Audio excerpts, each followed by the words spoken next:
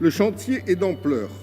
En effet, ce projet de loi affiche une noble et grande ambition. C'est la séparation des pouvoirs et l'indépendance de la justice qui fondent l'état de droit.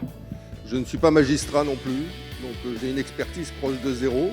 J'espère pour autant que je vais pouvoir m'exprimer dans cette enceinte, puisque indépendamment de notre parcours professionnel, de notre diplôme, de notre classe sociale et même de l'endroit où on vient, parce que moi je viens de Nouvelle-Calédonie, donc c'est très exotique dans le Pacifique Sud, qu'on ait la capacité à s'exprimer, sans être ni humilié, ni rabroué, ni tensé par le gouvernement. Dans l'ensemble de nos compétences, nous avons la capacité à contrôler l'action du gouvernement. Et 11, puisque l'expérimentation n'a pas été retenue, essayons d'encadrer de manière un petit peu plus stricte ces autorisations qui désormais pourront être délivrées pour un motif d'intérêt public. En motif d'intérêt public, où commence le spectre, où s'arrête le spectre, en fonction des époques, des personnes qui délivrent les autorisations. On essaye de restreindre ce champ du possible en s'appuyant sur le rapport du gouvernement lui-même, qui dit le motif d'intérêt public, c'est un projet éditorial, pédagogique ou culturel.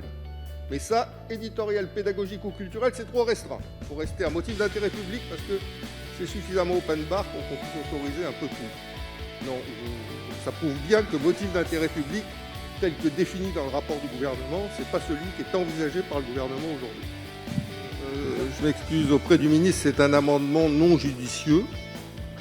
Ce qui nous renvoie d'ailleurs à une phrase célèbre de l'un de nos collègues d'antan qui avait déclaré dans cette enceinte, je ne peux pas me souvenir, vous avez juridiquement tort parce que vous êtes politiquement minoritaire. Monsieur le ministre de la Justice, cette ambition, nous la partageons.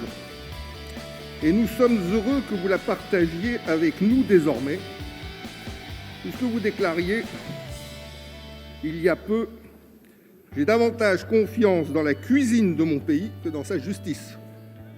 La formule est un peu facile, mais la cuisine française nous est enviée dans le monde entier, mais pas la justice.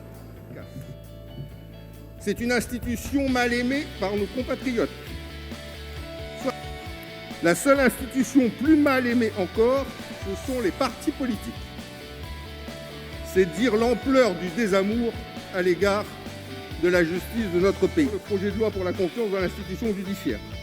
Une confiance dont vous avez réduit le champ d'application à la portion congrue, puisque la quasi-totalité des dispositions qui nous ont été soumises concernent la procédure pénale, c'est-à-dire seulement 25% des affaires judiciaires. Nous sommes également réservés, Monsieur le ministre, sur la généralisation des cours criminelles départementales, dont le Parlement a décidé de l'expérimentation il y a moins de 18 mois. Ce même Parlement qui déciderait de mettre aujourd'hui un terme à la dite expérimentation, alors même qu'un bilan devait lui être présenté en 2022 avant toute décision.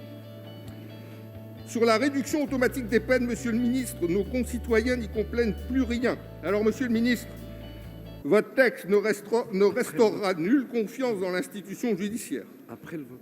La confiance, Monsieur le ministre, elle ne se décrète pas, elle ne se légifère pas, elle se construit.